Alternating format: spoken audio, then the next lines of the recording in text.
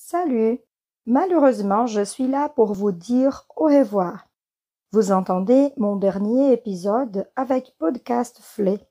Merci pour votre fidélité et votre participation. Du calme.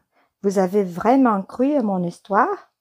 Alors, vous n'avez pas fait attention au titre annoncé par Sébastien. Aujourd'hui, on parle du 1er avril, les jours de farce.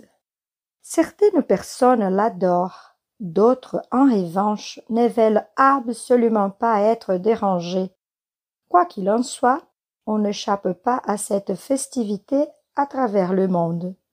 D'où vient cette coutume? Nombreuses sont les explications. On parlera de deux d'entre elles. Remontons d'abord à 1564. Le roi Charles IX décide alors de changer le premier jour de l'année au 1er janvier au lieu du 1er avril. En réaction, certains réfractaires décident de continuer à souhaiter une fausse bonne année le 1er avril.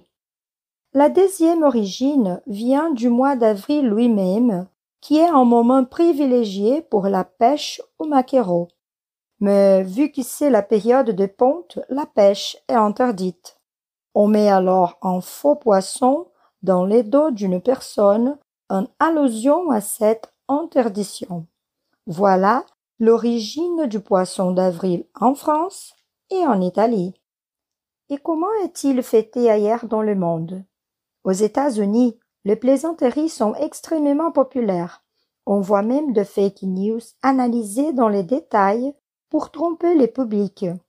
En Écosse, les festivités durent 2 jours. Ils partent à la chasse à l'imbécile. Et au 2e jour, il est de coutume de scotcher une queue dans le dos des gens. Au Portugal, ils lancent de la farine sur ceux qui le croisent les dimanches et les lundis avant carême. Les Anglais participent volontiers aux plaisanteries, mais jusqu'à midi, et raconter une blague l'après-midi sera considéré comme stupide. Les Brésiliens, eux, font de farces et appellent ces jours-là Dia da Mentira ou jour du mensonge. Voilà, et chez vous, comment fête-t-on le 1er avril?